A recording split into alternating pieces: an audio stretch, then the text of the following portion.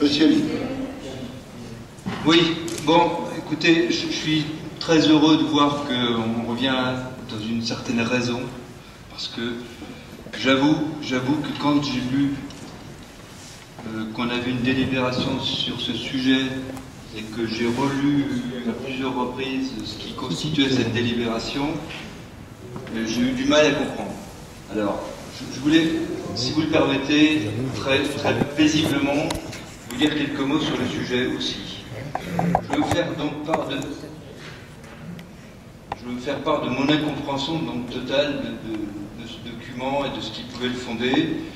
J'ajoute que ça fait 2 mandats que je suis ici et que je crois que c'est la première fois qu'on en arrive là, et je ne vois pas très bien la motivation qui a pu pousser en tout cas à initier cette démarche, même si elle est suspendue.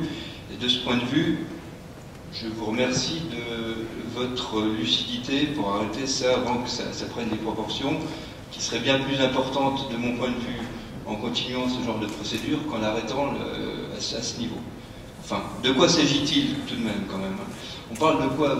D'une association qui prend la défense de résidents qui sont expropriés ou qui sont en passe de l'être. On parle de quoi? On parle du logement, on parle de la vie des gens, on parle du point central de la vie de chacun, de ses habitudes de vie, de ses enfants, de l'école où vont les enfants, des voisins, de la vie au quotidien, quoi, en fait.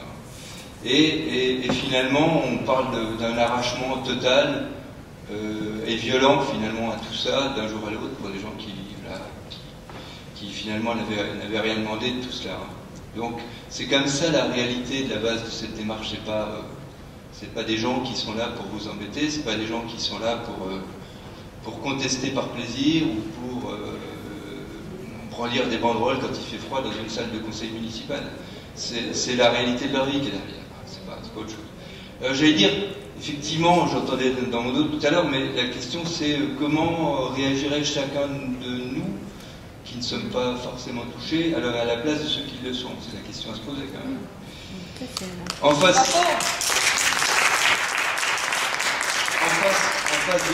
de ces gens, sans faire du misérabilisme, parce que c'est pas le sujet, mais on a quand même un petit peu un show à l'américaine du groupe Bouygues qui est un groupe qui est là pour faire du commerce aussi, donc versons pas dans l'angélisme, mais quand même des renforts de publicité, d'arguments forts pour faire de la vente, d'affiches, on va faire un vrai quartier écolo responsable comme si avant il était je sais pas quoi, enfin bon, tout un argumentaire de vente, et finalement aussi, c'est pas faux de le dire, quelque part des ventes sur des biens, sur des zones qui sont même pas encore libérées par leurs habitants, y compris contractuellement parlant, quoi, j'allais dire. Donc c'est pour tous ces gens que je comprends parfaitement, c'est le combat de David contre Goliath, de certaines formes de provocation par communication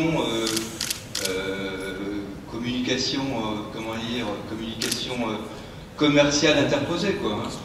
Le contenu de ce que j'ai lu, moi, c'est un contenu que je qualifierais de passionné. C'est un tract,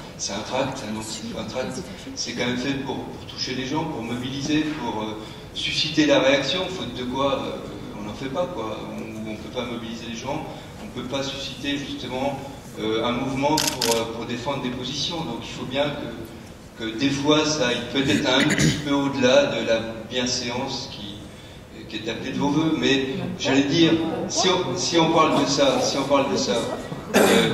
j'allais dire, l'exemple vient du haut, et sans faire de politique pré-présidentielle ce soir, mais quand on a un président de la République qui dit casse-toi pauvre con à quelqu'un, il n'a pas non plus pris de gants ce jour-là. Quand on a un ministre de l'Intérieur qui trouve que toutes les civilisations ne se valent pas, ne peut pas dire non plus qu'il ait mis de l'eau dans son vin ou qu'il ait mesuré sa parole. Donc vous voyez bien, monsieur le maire, que monsieur Lee, à notre tous les partis. Bien sûr, mais permettez-moi quand même de vous opposer un peu ce qui vous concerne aussi. Donc vous voyez bien que bien au-delà de notre petite vie municipale, des débordements, il y en a tous les jours. Et j'allais dire, entre nous soit dit, que dans les tracts qui sont distribués dans les campagnes électorales, d'un côté ou de l'autre, il y a souvent bien pire que ce que j'ai pu lire là. J'ai jamais attaqué les adversaires de Dakar. Vous pouvez vérifier, j'ai tous les tracts de toutes les Monsieur Révillon, je ne suis pas là pour vous faire un certificat de bonne conduite ou un procès, c'est pas le sujet. Je vous respecte et vous le savez, on n'est pas dans ce débat. Mais je dis bien que le débat démocratique, il est des fois un peu plus sanglant que ça, et donc là, il n'y avait pas de quoi foutre un chat. Il n'y a pas d'attaque sur les personnes, il n'y a personne de nommé individuellement. Écoutez, c'est parce que peut-être vous vous sentez nommé, ma chère dame, mais il n'y a personne de nommé là-dedans. Il y en a de nommé, dans Changeant d'air, il y en a de nommé. Permettez-moi, monsieur le maire, de me fonder sur le document qui faisait l'objet du débat ce soir. Donc sur le document que j'ai sous les yeux, personne n'est nommé, et donc je me base là-dessus.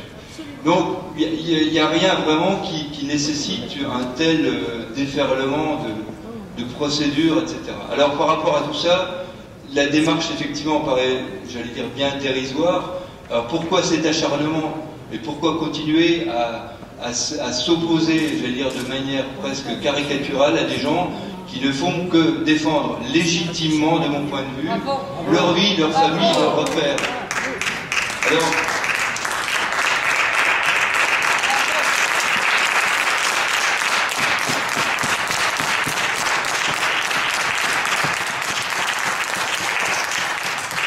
je vous remercie des applaudissements, mais mon objet n'était pas celui-là, je tiens à le dire, et je dirais simplement en conclusion, et je m'arrêterai là, que le débat public et les procédures administratives qui sont liées à tout cela, notamment dans le cadre de l'expropriation, sont déjà assez, à mon avis, durs à supporter pour tous ces gens-là, pour qu'on n'en rajoute pas. Et donc, en tout cas, je vous remercie simplement d'une chose ce soir, c'est d'être revenu à la raison.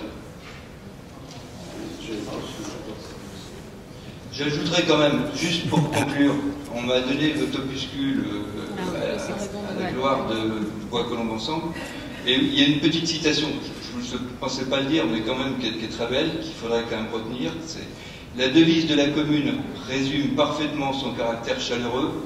Alors je ne suis pas un roi du latin, mais c'est Cinque Nidus, à chacun son nid. Merci.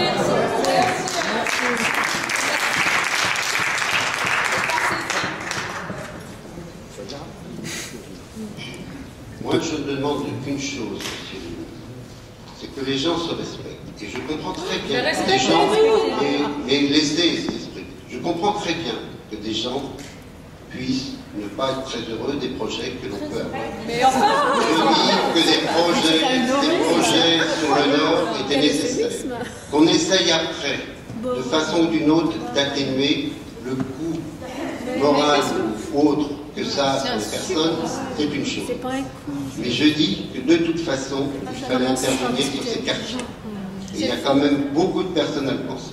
Ensuite, quand vous parlez de Bouygues, il intervient même sur l'ANRU, sur des communes qui sont de gauche autour de nous. Allez voir Bouygues sur Asnières, allez voir Bouygues sur Colombes, et je citerai beaucoup d'autres communes.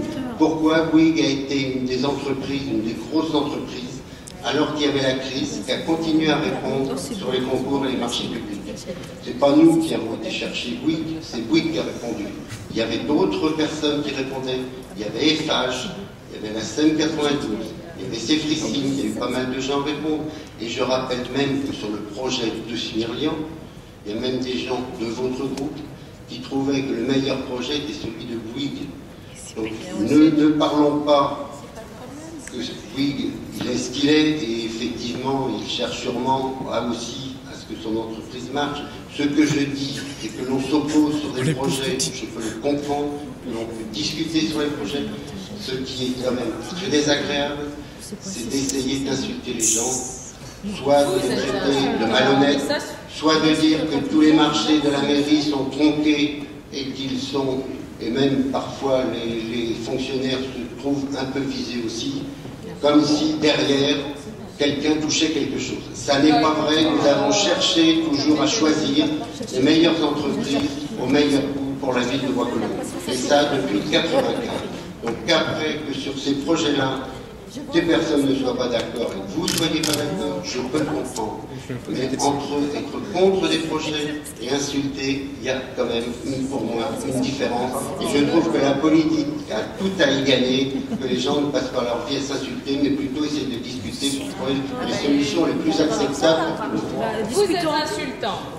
Ça fait 4 ans que vous nous insultez. Ça fait 4 ans que vous nous insultez. Voilà. Ça fait 4 ans. Oui. Bon, nous allons continuer le conseil. Donc,